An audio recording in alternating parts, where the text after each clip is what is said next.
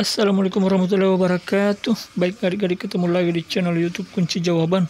Kali ini kakak akan bahas kunci jawaban tema 3 kelas 4 SD halaman 115, 116, 117, 118 dan 119 pada pembelajaran 4 subtema 3 buku tematik SD.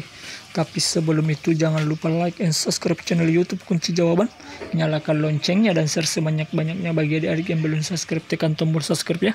Baik adik-adik, langsung saja kita simak kunci jawaban halaman 115. Ini dia.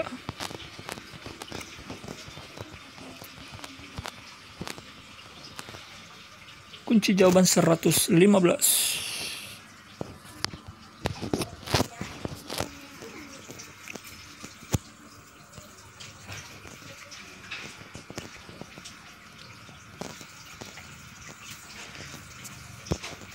Kita mempunyai kewajiban menjaga lingkungan. Apa yang akan terjadi jika kita melaksanakan kewajiban kita? Amatilah gambar berikut. Apa penyebab hal di atas? Apa penyebab hal di atas? Gunung, ada banjir, ada longsor, penebangan pohon. Dampak bagi lingkungan adalah, dampak bagi masyarakat adalah. Tuliskan saranmu supaya hal ini tidak terjadi dari ketiga gambar ini adik-adik ya. Baik adik-adik, kita jawab. Jawabannya ini dia, nomor 1 atau gambar 1 ini adalah hutan gundul ya. Jadi pohon-pohon sudah ditebang. Apa penyebab hal di atas? Penebangan hutan secara liar. Dampak bagi lingkungan adalah lingkungan menjadi rusak. Dampak bagi masyarakat adalah masyarakat kesulitan mendapatkan air bersih. Tuliskan saranmu supaya hal ini tidak terjadi. Sebaiknya hutan tidak boleh ditebang sembarangan. Yang gambar kedua adalah banjir. Baik, silakan dicatat dulu adik-adik ini ya. Yang hutan gundul, penebangan pohon, gambar pertama.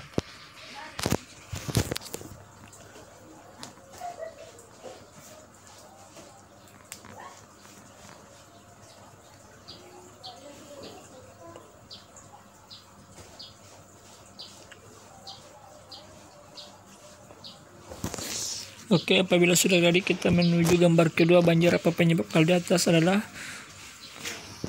hutan gundul dan penyempitan aliran sungai.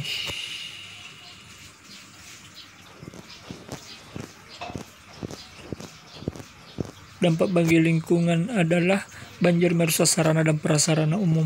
Dampak bagi masyarakat adalah masyarakat menderita kehilangan harta benda dan nyawa. Tuliskan saranmu supaya hal ini tidak terjadi. Sebaiknya kita membangun rumah di tepi sungai dan tidak menebang hutan sembarangan. Sebaiknya tidak membangun rumah di tepi sungai dan tidak menebang hutan sembarangan. Ini dia ya. Gambar kedua, silakan dicatat adik-adik.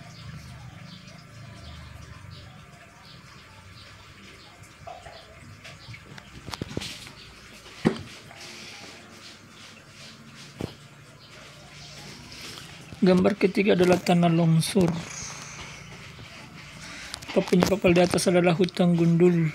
Dampak bagi lingkungan menjadi rusak. Banyak rumah tertimbun dan banyak korban jiwa. Tuliskan saranmu supaya hal ini tidak terjadi. Penyebabnya di atas adalah karena hutan gundul juga. Sebaiknya tidak menebang hutan sembarangan dan tidak membangun rumah di daerah perbukitan. Ini dia adik-adik jawaban dari gambar ketiga.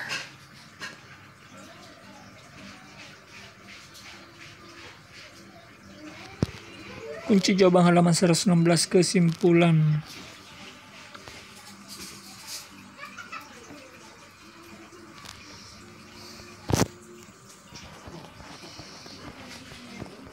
Apa dampak dari tidak melaksanakan kewajiban terhadap lingkungan? Kurangnya kesadaran masyarakat untuk melaksanakan kewajiban menjaga lingkungan berdampak merugikan bagi warga tersebut. Ini dia adik-adik jawabannya. Lingkungan akan menjadi tidak terawat, kotor, rusak, bahkan dapat menimbulkan penyakit jika lingkungan itu tidak dibersihkan. Kurangnya masyarakat untuk menjaga lingkungan akan berdampak. Ini dia.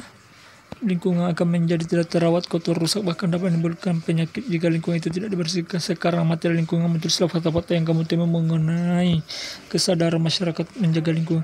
Kamu bisa melakukan wawancara kepada ketua RT atau warga di lingkunganmu. Tuliskan fakta-fakta yang kamu temukan pada kolom berikut. Contoh jawabannya adalah hal-hal yang dilakukan masyarakat: membuang sampah pada tempatnya, melakukan kerja bakti membersihkan lingkungan sebulan sekali, membuat bak penampungan sampah, menanam pohon di sekitar rumah, memisahkan sampah organik dan anorganik. Ini dia hal-hal yang dilakukan masyarakat. Contohnya,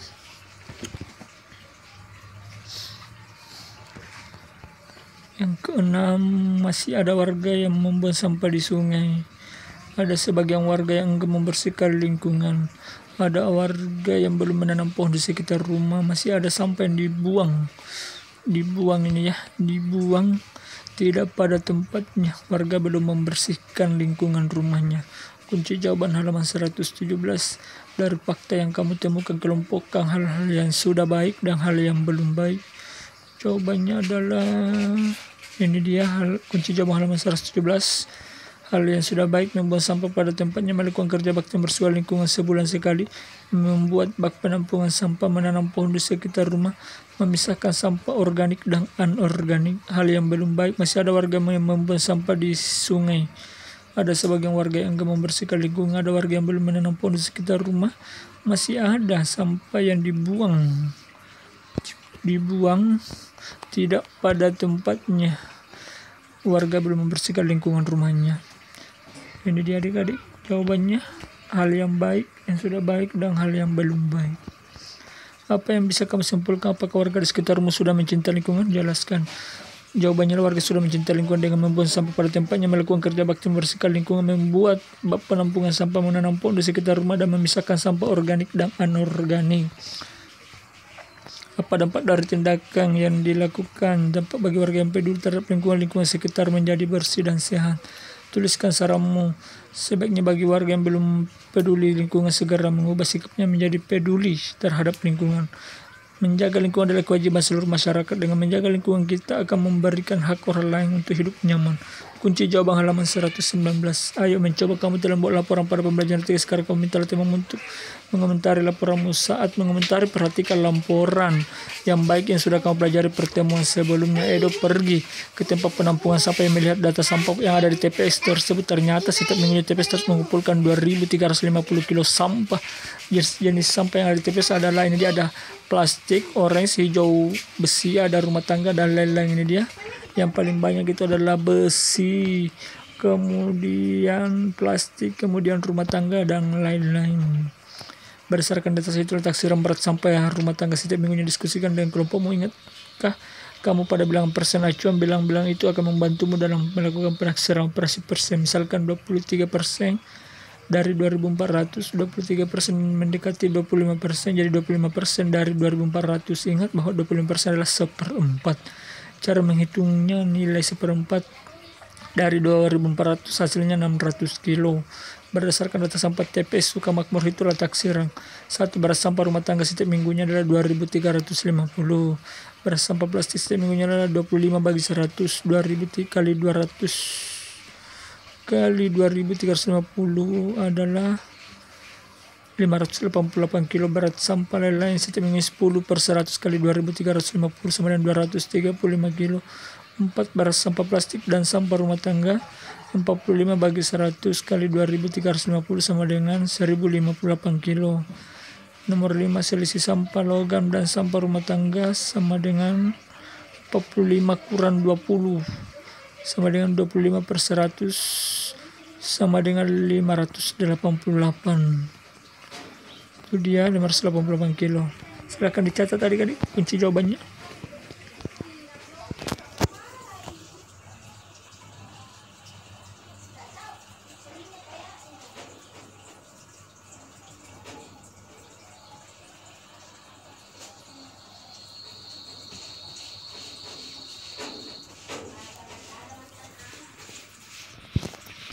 Ayo renungkan nilai-nilai apa yang kau pelajari hari ini.